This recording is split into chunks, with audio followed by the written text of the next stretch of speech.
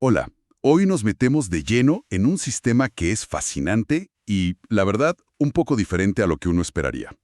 La circulación pulmonar. Hola, ¿qué tal? Sí, es un sistema con reglas propias. Y para entenderlo mejor, vamos a usar como guía extractos del capítulo 39 de Guyton y Hall, un texto de fisiología que es un clásico. Queremos desmenuzar cómo nuestros pulmones manejan toda la sangre del cuerpo. Exacto, y bajo condiciones muy particulares, muy distintas al resto del sistema circulatorio. Esa es la misión de hoy, entender este circuito que maneja mucho volumen, pero a baja presión. Veremos por qué es así, cómo se las arregla, por ejemplo, cuando hacemos ejercicio. Uf, un desafío enorme para el sistema. Y también qué pasa cuando algo falla, ¿no? Como en el edema pulmonar. ¿Listos para esta exploración a fondo? Listos. Juntos. ¿Cómo puede ser eso? Sí, es así. Y es fundamental distinguirlos porque sus trabajos son súper diferentes. Por un lado, tenemos la circulación que todos conocemos más, la de baja presión y alto flujo. La principal, digamos. Esa misma. Viene del ventrículo derecho, por la arteria pulmonar, y lleva toda la sangre venosa del cuerpo, la que ya usó el cuerpo, hacia los capilares que están pegaditos a los alvéolos. Ahí donde ocurre la magia del intercambio. Justamente. Ahí se carga de oxígeno y deja el dióxido de carbono. Y luego las venas pulmonares la devuelven, ya oxigenada, a la aurícula izquierda. El volumen que maneja es inmenso, todo el gasto cardíaco. Entendido. Es como la gran autopista del intercambio de gases. ¿Y la otra circulación? La otra es la de alta presión y bajo flujo. Esta viene de unas arterias chiquitas, las arterias bronquiales, que nacen, fíjate, directamente de la aorta sistémica. De la arteria principal del cuerpo. Exacto. Por eso la presión aquí es alta, casi como la presión arterial que nos medimos en el brazo. Su trabajo no es intercambiar gases, sino nutrir los propios tejidos del pulmón. Ah, claro. La tráquea, los bronquios, el tejido que le da soporte a todo, hasta las paredes de los vasos más grandes. Es como el sistema de riego interno para que el pulmón funcione. Perfecto. Una para el trabajo pesado del gas y otra para el mantenimiento, digamos, del edificio.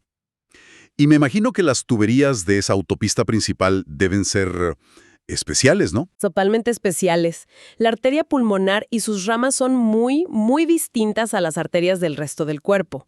La arteria pulmonar principal es bastante corta y sus paredes sorpresivamente delgadas, como un tercio del grosor de la aorta. Imagínate. ¿Tan delgadas? Sí, y sus ramas también son más cortas y anchas que las arterias sistémicas equivalentes. ¿Y eso funcionalmente qué implica? ¿Para qué sirve que sean así? Implica una cosa clave, una gran distensibilidad. Piensa que son como globos mucho más fáciles de inflar, comparados con las arterias sistémicas que son más bien rígidas. Ah, ok. Más elásticas. Muchísimo más. Esta elasticidad es casi 7 veces mayor por unidad de presión que la de todo el árbol arterial sistémico junto. Y esto permite que los vasos pulmonares se estiren y acomoden fácilmente todo el volumen de sangre que les manda el ventrículo derecho en cada latido. Sin que la presión suba demasiado. Exacto. Sin que se dispare. Es un diseño perfecto para manejar mucho volumen a baja presión. Y las venas pulmonares también son así, cortitas y elásticas. Y aquí va un detalle curioso sobre la otra circulación, la bronquial, la de nutrición. A ver. Resulta que después de que esa sangre nutre los tejidos del pulmón, una parte de ella, ya usada, no vuelve al lado derecho del corazón como esperaríamos. Ah, no. ¿A dónde va? Desemboca en las venas pulmonares. Se mezcla ahí con la sangre que acaba de oxigenarse en los alvéolos. No me digas. O sea que, ¿ensucia un poquito la sangre recién limpiada? Un poquito, sí, muy poquito. Hace que el volumen de sangre que finalmente llega a la aurícula izquierda, y por lo tanto, lo que tiene que bombear el ventrículo izquierdo, sea un 1 o 2% mayor que lo que bombeó el ventrículo derecho. Mira qué detalle. No es mucho, pero es una rareza del sistema. Una peculiaridad interesante, sí. Fascinante. Oye, y antes de meternos de lleno en las presiones, ¿hay algo más de la estructura que sea importante? ¿Algún otro jugador clave? Sí, claro. No podemos olvidarnos de los vasos linfáticos. Son como una red de desagüe súper importante que recorre todo el tejido de soporte del pulmón. Desagüe. ¿Para qué? Para dos cosas cruciales. Primero, recogen cualquier partícula pequeñita que hayamos podido inhalar y que se cuele por ahí. Y segundo, y esto es vital, drenan el exceso de líquido y las proteínas que siempre, inevitablemente, se escapan un poquito de los capilares sanguíneos. Ah, ¿son como el sistema de limpieza y control de inundaciones? Exactamente. Son claves para evitar que los pulmones se encharquen, o sea, para prevenir el edema pulmonar. Drenan todo eso hacia el conducto torácico derecho principalmente. Ok, anotado el sistema de limpieza. Ahora sí, hablemos de presiones. Mencionaste varias veces que es un circuito de baja presión, pero ¿qué tan baja es comparada con el resto del cuerpo? Es dramáticamente baja. Mira, pensemos en el ventrículo derecho, el que bombea la sangre hacia los pulmones. Su presión máxima, la sistólica, es de unos 25 milímetros de mercurio, mmg.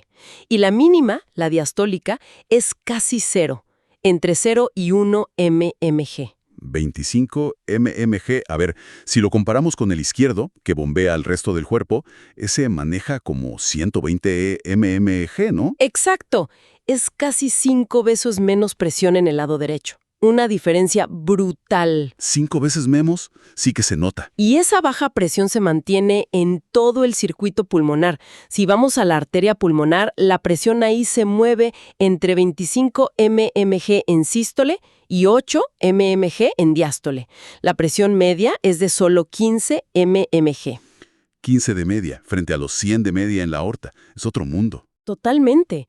Un sistema diseñado para que la sangre fluya suave, no para vencer grandes resistencias.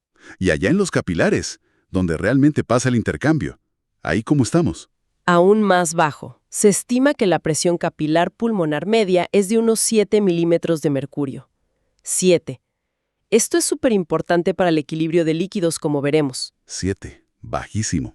Y para terminar el circuito, en la aurícula izquierda, donde llega la sangre ya oxigenada, y en las venas pulmonares grandes, la presión media es de apenas unos 2 milímetros de mercurio. Puede variar un poquito, entre 1 y 5, pero la media es 2. Tiene toda la lógica. Si el objetivo es que la sangre pase tranquilita por los alveolos para intercambiar gases, ¿no necesitas la presión que sí se necesita para mandar sangre hasta la punta del pie? Exactamente esa es la idea. Pero, una pregunta. ¿Cómo se miden presiones tan bajas y en sitios tan internos como la aurícula izquierda? ¿No parece fácil llegar ahí? No es fácil, directamente. Pero hay una técnica muy ingeniosa que se usa mucho en clínica llamada medición de la presión de enclavamiento pulmonar. ¿Presión de enclavamiento? ¿Qué significa eso?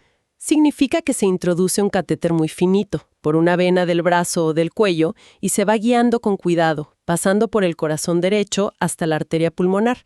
Y ahí se sigue avanzando hasta que la punta del catéter queda atascada o enclavada en una arteria pulmonar pequeñita. Como taponando esa ramita. Justo. Al taponar el flujo en esa ramita, la presión que mide el catéter ya no es la de la arteria, sino que refleja la presión que hay más adelante, o sea, en los capilares y, en última instancia, en la aurícula izquierda. Ah, qué ingenioso. Mides aguas abajo. Exacto. Esa presión de enclavamiento, que suele rondar los 5 milímetros de mercurio, es un reflejo muy bueno, aunque indirecto, de la presión en la aurícula izquierda, que suele ser 2 o 3 milímetros de mercurio más baja. Es súper útil para diagnosticar problemas como la insuficiencia cardíaca, para ver si la sangre se está acumulando hacia atrás en los pulmones. Entendido. Muy clara la técnica. Ahora, cambiemos un poco de tema. Volumen. ¿Cuánta sangre hay normalmente dentro de los pulmones? Pues mira, en un momento cualquiera, los pulmones guardan unos 450 mililitros de sangre. Eso es como el 9% de toda la sangre que tenemos en el cuerpo. 450 mililitros. No parece tanto comparado con el total.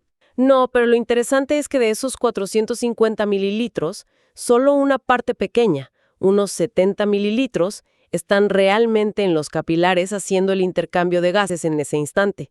El resto está, digamos, de paso por las arterias y venas pulmonares más grandes. ¿Y ese volumen de 450 mililitros es siempre el mismo? ¿Es fijo? ¿Qué va? Para nada. Y esta es otra función sorprendente de los pulmones.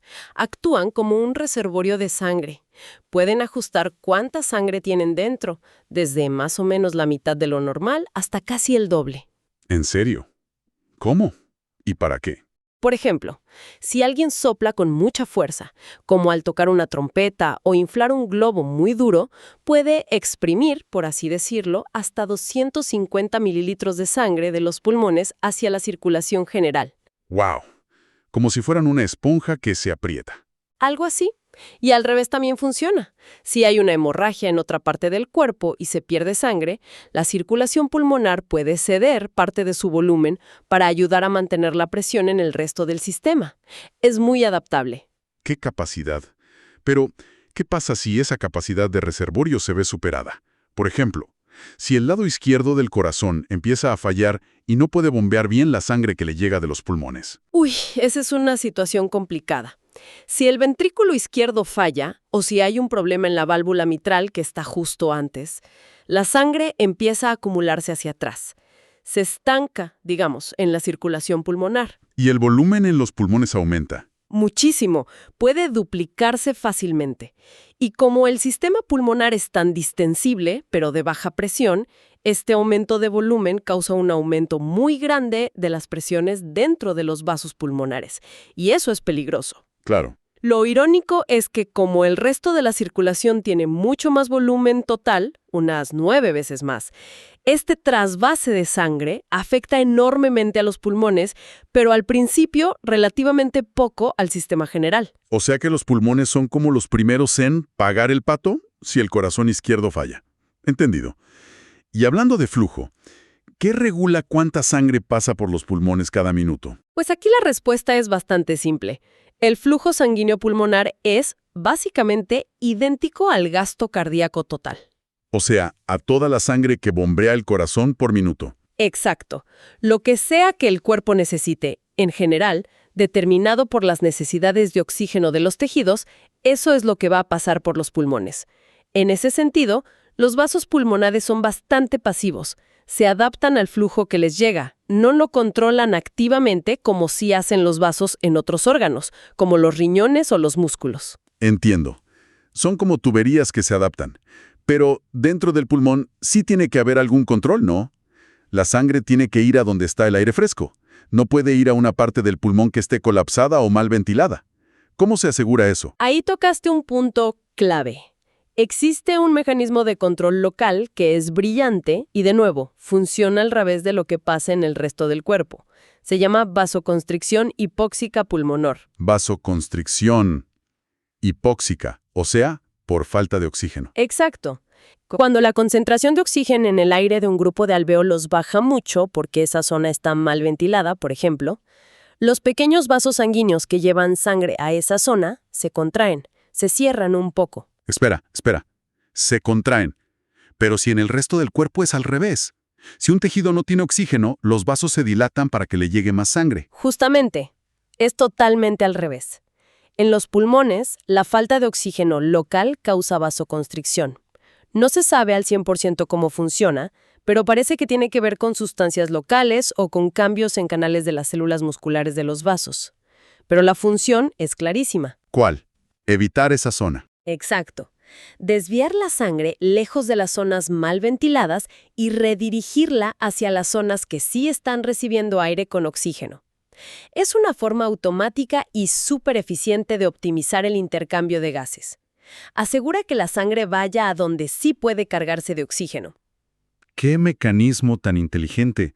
No mandar sangre a donde no hay mercancía que recoger. Impresionante. Oye, ¿y la gravedad? ¿Afecta también el flujo dentro del pulmón como nos afecta en las piernas al estar de pie? Sí, la gravedad también influye. Y bastante, precisamente porque es un sistema de baja presión y por tanto más sensible a esas diferencias de presión por la altura. A ver, ¿cómo? Cuando estamos de pie, la base del pulmón está bastante más abajo que la punta, el vértice, unos 30 centímetros de diferencia. Esta columna de sangre crea una diferencia de presión hidrostática por el propio peso de la sangre. Claro, como en un tubo de agua. Exacto. Esa diferencia es de unos 23 mmg entre la base y el vértice, 15 por encima del nivel del corazón y 8 por debajo, más o menos. 23 mmg. Eso es un montón, si pensamos que la presión media en la arteria pulmonar es solo 15. Precisamente. Eso significa que en la punta del pulmón, en el vértice, la presión arterial puede ser muy, muy baja, a veces casi cero, mientras que en la base es bastante más alta que la media. ¿Y el resultado práctico de eso? Que en reposo y de pie hay mucho menos flujo de sangre en las partes altas de los pulmones, en los vértices, y hasta 5 veces más flujo en las partes bajas, en las bases. La sangre, por gravedad, tiende a irse hacia abajo. Entendido. O sea que la sangre no se distribuye por igual. He oído hablar de las zonas pulmonares en este contexto. Zona 1, 2, 3. ¿Tiene que ver con esto? ¿Correcto? Es un modelo, una forma de entender cómo interactúan 3 presiones. La presión dentro de la arteria pulmonar, PA, la presión dentro de la vena pulmonar, PV, y la presión del aire dentro del alvéolo, PALV, que normalmente es 0, la atmosférica. A ver, explícame esas zonas. Mira, es conceptual. Zona 1. No flujo. Pasaría si la presión del aire en el alvéolo fuera mayor que la presión en la arteria. El capilar estaría aplastado y no pasaría sangre. Esto, en condiciones normales, no existe en un pulmón sano, solo en situaciones raras, como presión arterial muy baja o si respiramos contra una presión muy alta. Ok, zona 1 casi no existe. Zona 2. Zona 2. Flujo intermitente. Aquí, la presión arterial sí supera a la del alvéolo, pero solo durante la sístole, cuando el corazón bombea con fuerza. En la diástole, la presión arterial cae y es menor que la alveolar, así que el flujo se detiene. La sangre pasa como a pulsos.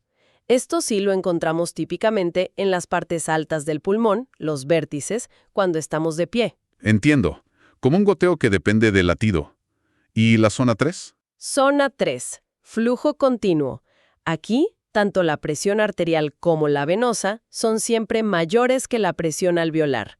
Los capilares están siempre abiertos y la sangre fluye continuamente durante todo el ciclo cardíaco. Esta es la situación en las partes más bajas del pulmón cuando estamos de pie. Y, muy importante, cuando estamos acostados, todo el pulmón funciona normalmente como zona 3, porque eliminamos ese efecto grande de la gravedad. Clarísimo. Es como si la gravedad creara diferentes regímenes de tráfico en distintas alturas del pulmón. Ahora, volvamos a los desafíos. ¿Cómo se las arregla este sistema de baja presión para manejar el tremendo aumento de flujo que ocurre durante el ejercicio intenso? Puede aumentar 4, 5, hasta 7 veces. Se adapta de una manera espectacular, usando principalmente 2 trucos. 1. Reclutamiento. Abre muchos capilares que en reposo estaban cerrados, o por los que pasaba muy poca sangre. Puede llegar a triplicar el número de capilares que están funcionando a la vez. ¿Abre más caminos? Exacto. Y 2. Distensión. Todos los capilares que están abiertos se ensanchan todavía más. Aprovechan esa gran elasticidad que comentamos antes. Se estiran. Sí. Y el efecto combinado de abrir más caminos y ensanchar los existentes es que la resistencia total al flujo baja muchísimo. Tanto baja que aunque el flujo aumente una barbaridad, la presión en la arteria pulmonar apenas sube unos pocos milímetros de mercurio. Increíble. El sistema se agranda para dejar pasar todo el caudal extra casi sin aumentar la presión. ¿Y por qué es tan bueno que no suba la presión? Por 2 motivos importantísimos. Primero, le ahorra trabajo al ventrículo derecho, que como dijimos, no está hecho para luchar contra presiones altas. Y segundo, y esto es vital, evita que la presión dentro de los capilares suba demasiado. ¿Y por qué es malo que suba la presión capilar? Porque si sube mucho, empezaría a empujar líquido fuera de los capilares hacia el tejido pulmonar y los alvéolos. Causaría edema pulmonar. Imagínate que eso pase justo cuando estás haciendo un esfuerzo máximo. Sería desastroso. Te ahogarías. Qué bien pensado está. Hablando de presiones que suben, volvamos un momento al fallo del corazón izquierdo. Si la presión en la aurícula izquierda sube de forma crónica, ¿qué pasa en el circuito pulmonar? Bueno, al principio, si la subida es pequeña, digamos hasta unos 7 u 8 milímetros de mercurio por encima de lo normal, las velas pulmonares simplemente se distienden un poco más y el efecto no es muy grande. Pero por encima de ese umbral. Ahí sí. Ahí sí. Cada milímetro de mercurio que sube la presión en la aurícula izquierda hace que suba casi exactamente lo mismo la presión en los capilares pulmonares y también en la arteria pulmonar. Y eso ya empieza a ser un problema serio para el ventrículo derecho, que tiene que trabajar contra esa presión aumentada. Se sobrecarga, se sobrecarga. Y si la presión en la aurícula izquierda llega a subir por encima de los 25 o 30 milímetros de mercurio, la presión en los capilares también lo hará. Y entonces el riesgo de que se empiece a formar edema pulmonar es altísimo. Lo que nos lleva justo al tema del intercambio de líquidos. ¿Cómo funciona eso en los capilares pulmonares para que, normalmente, los alveolos se mantengan secos? ¿Es igual que en el resto del cuerpo? Los principios básicos sí son los mismos. Son las famosas fuerzas de Starling, un juego de presiones que empujan el líquido hacia afuera del capilar y otras que lo jalan hacia adentro. Pero los valores de esas presiones en el pulmón son muy diferentes y el equilibrio es, digamos, más delicado. ¿Cuáles son esas diferencias clave? Bueno, son varias. 1, la presión dentro del capilar es mucho más baja. Ya dijimos, unos 7 milímetros de mercurio, frente a 17 más o menos en otros capilares. Mucho menos empuje hacia afuera. Exacto. 2, la presión del líquido fuera del capilar, en el tejido, el intersticio, es más negativa. Es como si hubiera una ligera succión de unos menos 8 milímetros de mercurio. O sea que también jala líquido hacia afuera. Sí. 3. La presión osmótica del líquido intersticial, la que generan las proteínas que se escapan un poquito, es relativamente alta, unos 14 milímetros de mercurio. Esto es porque los capilares pulmonares son un poco más permeables a las proteínas que otros. Otra fuerza que saca líquido. Y 4. La presión osmótica dentro del capilar, la que generan las proteínas del plasma y que tiende a retener el líquido. Es la normal, unos 28 milímetros de mercurio. Esta es la principal fuerza que mete el líquido hacia adentro. A ver, si sumamos las fuerzas que sacan líquido, 7 de presión capilar, plus 14 de osmótica intersticial, plus 8 de la succión intersticial negativa, da 29 milímetros de mercurio. Y la que mete líquido es 28 milímetros de mercurio. El resultado neto es... El resultado neto, según sus valores del libro, es una presión de filtración de plus 1 milímetro de mercurio. O sea, una pequeñísima, pero constante tendencia a que el líquido se filtre desde los capilares hacia el espacio intersticial que los rodea. Pero entonces los pulmones deberían llenarse de líquido lentamente, si siempre se está filtrando un poquito. ¿Cómo es que no pasa? Ah, porque ahí entran en juego dos mecanismos súper eficientes. Primero, el sistema linfático. Esos vasos que dijimos que eran como el desagüe. Están continuamente bombeando ese poquito de líquido y las proteínas que se filtran, sacándolos del intersticio y devolviéndolos a la circulación. El sistema de limpieza trabajando sin parar. Exacto. Y segundo, esa presión intersticial negativa, menos 8 milímetros de mercurio, que mencionamos, actúa como un sumidero constante. Ayuda a mantener el tejido intersticial seco y también a aspirar cualquier mínimo fluido que pudiera intentar meterse en los alvéolos a través de las uniones entre las células. Así, los alvéolos se mantienen esencialmente secos, solo con esa finísima capa húmeda que necesitan para funcionar bien. ¡Qué equilibrio tan fino! Depende de que los linfáticos funcionen bien y de que esa presión negativa se mantenga. ¿Qué pasa cuando ese equilibrio se rompe? ¿Cuándo ocurre el temido edema pulmonar? El edema pulmonar ocurre justamente cuando se rompe ese equilibrio. Pasa si la cantidad de líquido que se filtra desde los capilares supera la capacidad que tienen los linfáticos para drenarlo. Se desborda el sistema. Exacto. La presión del líquido en el intersticio deja de ser negativa, se vuelve positiva y empieza a acumularse líquido. Primero inunda el espacio intersticial. Y si la cosa empeora, el líquido pasa a los alvéolos. Y eso ya es mucho más grave, claro. ¿Y cuáles son las causas más comunes de que pase esto? ¿Por qué se rompería el equilibrio? Hay dos grandes tipos de causas. 1. Problemas del corazón. La más frecuente es la insuficiencia cardíaca izquierda o problemas en las válvulas del lado izquierdo como la estenosis mitral. Esto hace que suba mucho la presión hacia atrás, en las venas y capilares pulmonares, y se filtra mucho más líquido. Aumenta mucho la fuerza que saca líquido. Exacto. 2. Daño directo a los capilares. Puede ser por infecciones graves como una neumonía o por inhalar sustancias tóxicas como gases tipo cloro o dióxido de azufre. Estas cosas dañan las paredes de los capilares, los hacen mucho más permeables. Y se escapa líquido y proteínas fácilmente. Justo. Se escapan proteínas al intersticio, lo que altera el equilibrio osmótico y hace que se filtre aún más líquido. ¿Y tenemos algún margen de seguridad? O sea, ¿cuánto tiene que subir la presión capilar para que empecemos a tener problemas de edema? Sí, por suerte hay un margen. Normalmente, la presión en los capilares, que es de 7 milímetros de mercurio, tiene que subir bastante, hasta superar la presión osmótica del plasma, que es la que retiene el líquido, unos 28 milímetros de mercurio, para que empiece a formarse un edema significativo. O sea, 28 menos 7. 21 milímetros de mercurio. Exacto. Tenemos un factor de seguridad agudo de unos 21 milímetros de mercurio. La presión capilar tiene que más que triplicarse antes de que empiece el problema de forma aguda. Eso da cierta tranquilidad. Y si el problema no es agudo, sino crónico, como en alguien con una enfermedad del corazón que se desarrolla lentamente durante años. Ahí el cuerpo tiene una capacidad de adaptación asombrosa. En condiciones crónicas que se desarrollan durante semanas o meses, los vasos linfáticos pulmonares pueden crecer y expandirse muchísimo. Pueden multiplicar hasta por 10 su capacidad de drenar líquido. 10 veces más. Sí. Y esto aumenta enormemente el factor de seguridad. Se han medido presiones capilares de 40 o 45 milímetros de mercurio en pacientes con estenosis mitral crónica sin que tuvieran un edema fatal, algo que sería impensable si esa presión subiera de golpe. Qué increíble esa adaptación. Pero si el edema es agudo, ahí no hay tiempo para adaptarse. Ahí no. El edema pulmonar agudo puede ser devastador y rapidísimo. Si la presión capilar sube bruscamente, aunque sea solo un poco por encima de ese nivel de seguridad de 28 milímetros de mercurio, puede causar la muerte en cuestión de horas.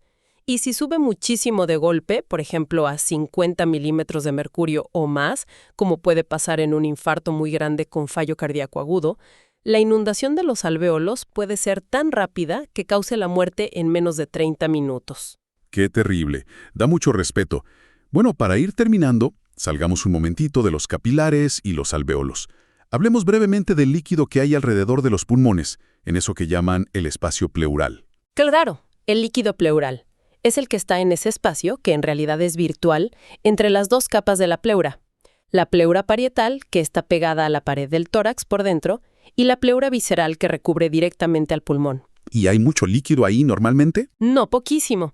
Es solo una película muy fina de un líquido un poco espeso, mucoide, unos pocos mililitros en total. ¿Y para qué sirve esa película? Su función principal es ser un lubricante.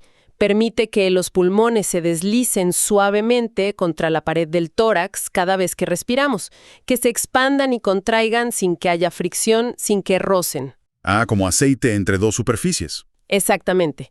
Y ese poquito de líquido se está formando continuamente por filtración desde los capilares de las dos pleuras y al mismo tiempo se está drenando sin parar por vasos linfáticos específicos que están ahí mismo, en la cavidad pleural. O sea, un equilibrio dinámico también ahí.